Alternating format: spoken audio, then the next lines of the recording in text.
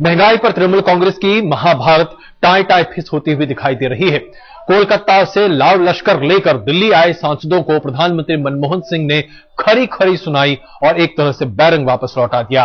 मनमोहन सिंह की दो टूक से बौखलाई टीएमसी अब करे तो क्या करे। प्रधानमंत्री से मिलकर सांसद लौटे तो सरकार को धमकी दी कि अगर पेट्रोल के दाम एक बार फिर बढ़ाए गए तो मंत्रिमंडल और यूपीए से बाहर हो जाएंगे।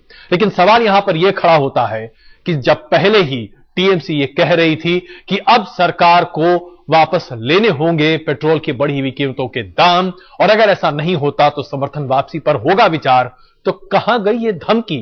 क्यों ये धांधलेबाजी या लोगों की आंखों पर धूल झोंकना? देश की राजधानी दिल्ली, वक्त शाम 5 बजे, 7 RCR प्रधानमंत्री निवास।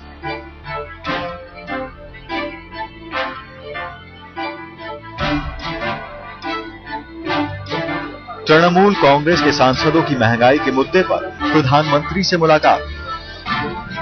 शाम 5 बजे कोलकाता राजभवन, प्रणब मुखर्जी और ममता की मुलाकात। दो जगह पर मुद्दा एक, क्या घटेंगे पेट्रोल के दाम? जवाब एक, प्रधानमंत्री ने तृणमूल कांग्रेस के सांसदों से दो टूक कह दिया। पेट्रोल की कीमतें हम नहीं तय करते हैं।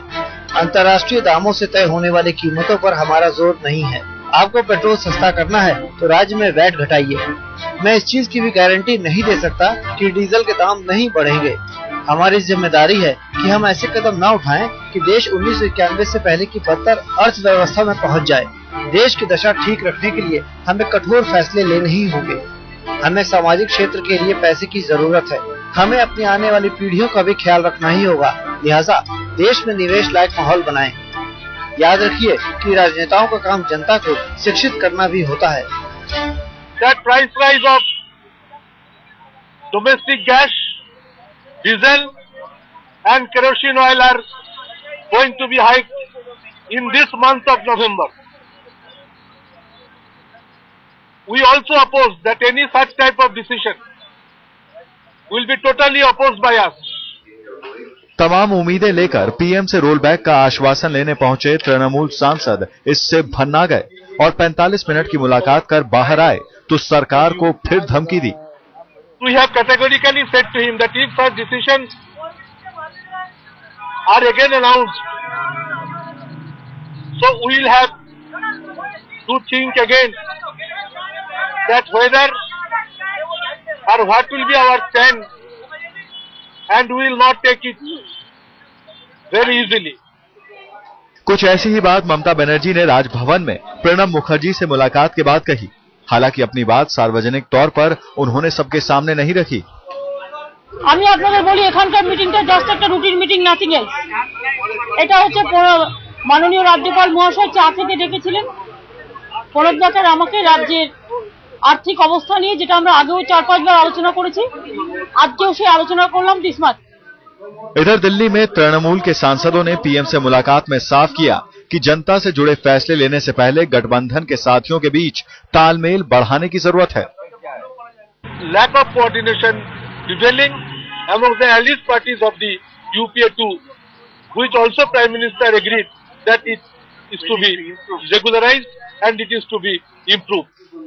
वैसे तृणमूल सांसदों की बातें पीएम ने पूरे ध्यान से सुनी और अपनी बातें भी उन्हें बेहद ध्यान से सुनाई। ऐसे में इस पूरे कोहराम का नतीजा ये रहा कि ना दाम घटे और ना ही ममता बनर्जी को उनके वो पैकेज मिले जो वो पश्चिम बंगाल के लिए चाह रही थी। प्रणब मुखर्जी ने कोलकाता छोड़ने से पहले हवाई अड्डे में ये बात कही। শুধু আর্থিক সমস্যা নয়, আমরা আলোচনা করেছি সার্বিক পরিস্থিতি নিয়ে। আজকে ওদের প্রতিনিধিরা প্রধানমন্ত্রীর সঙ্গেও আলোচনা করেছেন শুনেছি। প্রধানমন্ত্রীর সঙ্গে নিশ্চয়ই তারা তাদের কনসার্ন জানিয়েছেন। আমরা সার্বিকভাবে সামগ্রিক পরিস্থিতি নিয়ে আলোচনা করেছি, কোনো বিশেষ বিষয় নিয়ে। लिहाजा इस पूरे सियासी ड्रामे का अंत भी खोदा पहाड़ निकली चूहिया पर हुआ। महंगाई से दिल्ली का ढेर हो गए, लेकिन ममता बेगर्जी है। जब कीमत बढ़ी समर्थन वापस होगा। ममता जानती कीमत कैसे वसूली जाती है। यमुना में जहीर बात के साथ संदीप मनवलकर, दिल्ली आज।